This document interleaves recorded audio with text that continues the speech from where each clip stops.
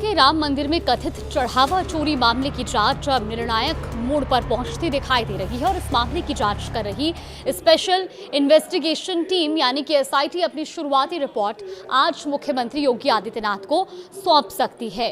रविवार शाम जांच टीम मुख्यमंत्री से मिलने पहुंची थी, लेकिन पूर्व निर्धारित बैठकों और मॉनसून सत्र से जुड़ी व्यस्तताओं के चलते मुलाकात नहीं हो सकी। नमस्कार, आप देख रहे हैं न्यूज 18 का डिजिटल प्लेटफॉर्म और मैं हूं आपके साथ जागृति खंतवाल। तो देखिए, 6 दिनों तक चली गहन जांच के दौरान एसआईटी ने बड़ी मात्रा में डिजिटल और दस्तावेजी साक्ष्य जुटाए हैं। जांच से जुड़ा पूरा डेटा 7 पेन ड्राइव में सुरक्षित किया गया है और सूत्रों के मुताबिक जांच के दौरान करीब 150 संदिग्ध लोगों के नाम सामने आए हैं, जिनमें से लगभग 25 लोगों पर कार्रवाई की संभावना जताई जा रही है। अब जिन लोगों से एसआईटी पूछताछ कर चुकी है, उन्हें अगले आदेश तक कहीं बाहर ना जाने की चेतावनी भी दी गई है और इस सूची में श्री राम जन्मभूमि तीर्थ क्षेत्र ट्रस्ट के महासचिव चंपत राय और ट्रस्टी डॉक्टर अनिल मिश्रा का नाम शामिल बताया जा रहा है। जांच के केंद्र में राम मंदिर परिसर में प्रभाव रखने वाले रामशंकर यादव उर्फ टिन्नू भी रहे हैं। एसआईटी ने उनसे लगभग हर दिन पूछताछ की और इतना ही नहीं, उनके करीबियों, रिश्तेदारों और उनसे जुड़ी संपत्तियों की भी जानकारी जुटाई गई है। अब इन 6 दिनों में जांच टीम ने सीसीटीवी फुटेज, चढ़ावे के प्रबंधन से जुड़े रिकॉर्ड, दान राशि की गिनती की प्रक्रिया, बैंक में पैसा जमा कराने के तरीके और वित्तीय लेन देन से जुड़े लगभग हर पहलू की बारीकी से पड़ताल की। जांच के 6ठे दिन टीम ने सभी आरोपियों और संदिग्धों के बैंक खातों की जानकारी भी हासिल की है और इसके बाद सभी साक्ष्य अपने साथ लेकर टीम लखनऊ रवाना हो गई। जांच का दायरा सिर्फ वर्तमान घटनाओं तक सीमित नहीं रहा है। एसआईटी ने मंदिर के दान पात्रों की धनराशि के उपयोग, कथित अनावश्यक खर्चों और भूमि खरीद से जुड़े मामलों की भी समीक्षा की और इसके लिए साल 2021 तक के रिकॉर्ड खंगाले गए और बैंक अधिकारियों से पूछताछ भी की गई।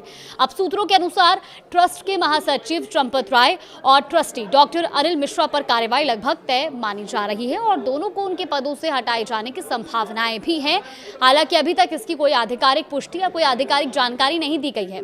इसके अलावा राम मंदिर निर्माण के प्रभारी गोपाल राव के खिलाफ भी कार्रवाई की चर्चा है। अब इस मामले में अब तक 5 लोगों, जिसमें लवकुश, अविनाश, अनुकल्प, करुणे और रामशंकर उर्फ टिन्नू की निशानदेही पर करीब 2 करोड़ रुपए की रिकवरी की जा चुकी है और ये सभी लोग मंदिर में दान राशि की गिनती की प्रक्रिया से जुड़े हुए थे। 13 जून को मंदिर ट्रस्ट कर्मचारी टिन्नू के घर से सोना भी बरामद हुआ था। हालांकि उसकी सटीक मात्रा अभी स्पष्ट नहीं की गई है। अब इस पूरे विवाद की शुरुआत तब हुई जब समाजवादी पार्टी सरकार में मंत्री रह चुके पवन पांडे ने 7 जून को दावा किया कि राम मंदिर से 5 से 7.5 करोड़ रुपए तक की चोरी हुई है और इसके बाद समाजवादी पार्टी प्रमुख अखिलेश यादव ने भी सरकार की चुप्पी पर सवाल उठाते हुए कहा कि मामले की जांच अदालत की निगरानी में होनी चाहिए। हालांकि ट्रस्ट के महासचिव चंपत राय ने इन आरोपों पर सफाई देते हुए कहा था कि अब तक ऐसी कोई बात सामने नहीं आई, लेकिन विवाद बढ़ता गया। 9 जून को बीजेपी नेता डॉक्टर रजनीश सिंह ने प्रधानमंत्री को पत्र लिखकर सीबीआई जांच की मांग की और इसके अगले ही दिन प्रधानमंत्री कार्यालय यानी कि पीएमओ ने मंदिर ट्रस्ट से मामले की रिपोर्ट तलब कर ली। अब इस बीच राम जन्मभूमि मंदिर निर्माण समिति के चेयरमैन और पूर्व आईएएस अधिकारी नृपेंद्र मिश्रा का बयान भी काफी चर्चा में रहा।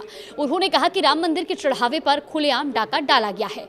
उनके अनुसार ये लोगों के विश्वास के साथ बहुत बड़ा विश्वासघात है और मंदिर का पूरा प्रबंधन बदल दिया जाना चाहिए। उन्होंने बैंक अधिकारियों की भूमिका पर भी सवाल उठाते हुए इसे बड़ी लापरवाही बताया। अगर एसआईटी की 6 दिनों की कार्रवाई पर नजर डाले तो पहले दिन महासचिव चंपत राय, आमंत्रित सदस्य गोपाल राव और संदिग्ध कर्मचारियों से करीब 6 घंटे पूछताछ की गई। दूसरे दिन चंपत राय और गोपाल राव से 4 घंटे तक सवाल जवाब हुए।